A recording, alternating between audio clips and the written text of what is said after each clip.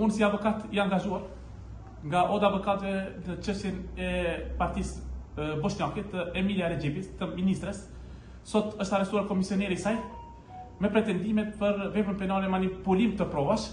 Konsideroj unë si avokat mbrojtës ndaj komisionerit që e përfaqësoj, e kam shfrytzuar drejtën time të mbrohem në heshtje.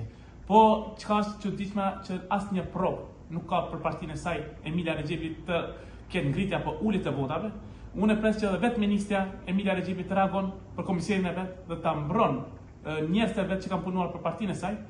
Por vepra penale me të cilën ngarkohet komisioneri nuk ka të bëjë asesi me manipulimin që ajo që pretendon prokuroria që ka manipulim provash. Unë si avokat mbrojtës e shoh edhe një kërkesë çuditshme nga ana e policisë krimeve ekonomike në Prishtinë, se ka qenë një kërkesë të dorëzohet telefoni me njerëzën. Unë e dorëzova telefonin bashkë me komisionerin bashkëpunim, ai e dorëzoi telefonin, ja dha fukin, gjitha ja dha, po konsideroj se kjo është e padrejtë që u ka bë komisioneri ndaj meje.